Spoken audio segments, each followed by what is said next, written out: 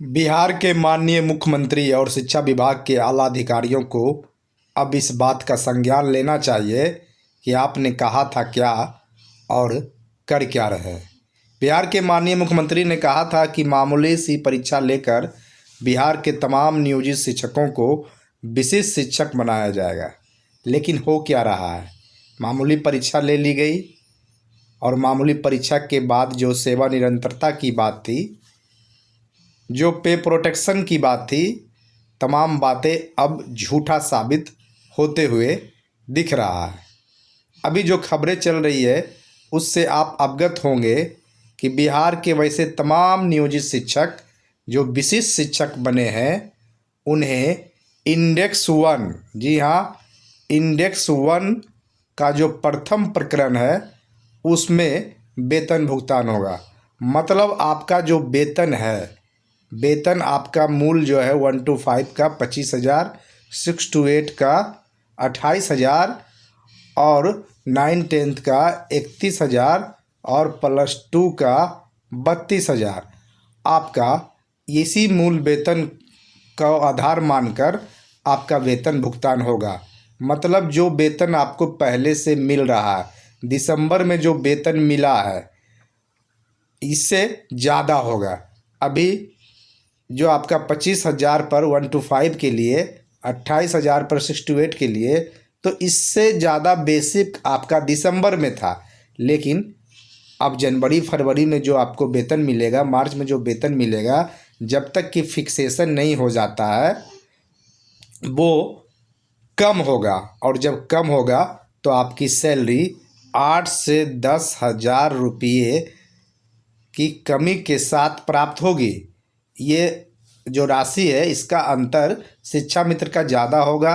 जिसकी ज्वाइनिंग जितना पुराना होगी उसका अंतर उतना ही ज़्यादा होगा।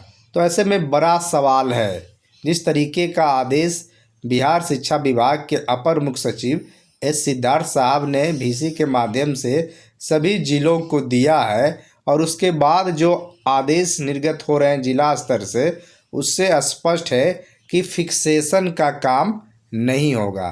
फिक्सेशन जो होना था विशिष्ट शिक्षक का वो नहीं होगा।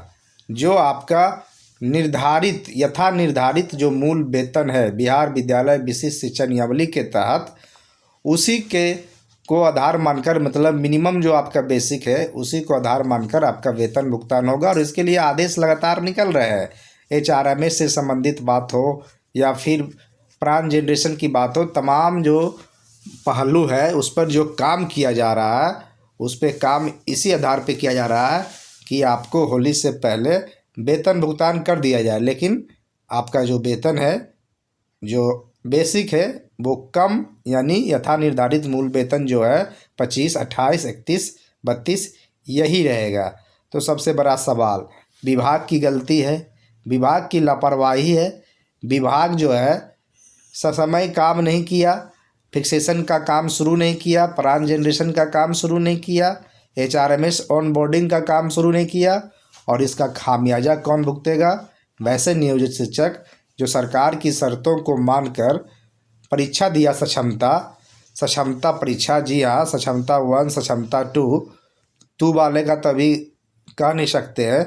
परीक्षा देने के बाद जब विशिष्ट बने तो उन्हें विशिष्ट बनना अब गुनाह साबित हो रहा है। विशिष्ट बनना लगता है अपराध हो गया है, क्योंकि सरकार जिस तरीके से, विभाग जिस रवैये से काम कर रही है, उससे बिहार के विशिष्ट शिक्षक को परेशानी होनी शुरू हो गई। क्योंकि सैलरी जो वर्तमान में मिलने जा रहा है, जिस तरीके की बातें जो हो रही है, वो भ्रम की स्थिति पैदा कर रही है।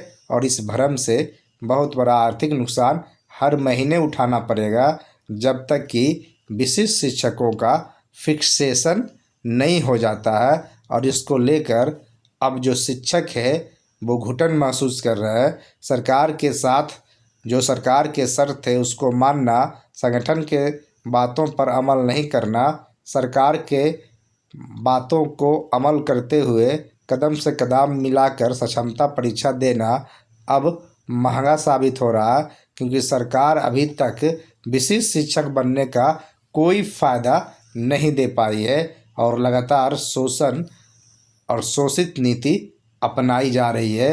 अब देखिए, जो आदेश निकला है वीसी के माध्यम से अपर मुख्य सचिव का सभी जिलों के डीओ साहब के लिए, उसमें स्पष्ट है कि एचआरएमएस ऑन बोर्डिंग का जो काम है वो कीजिए।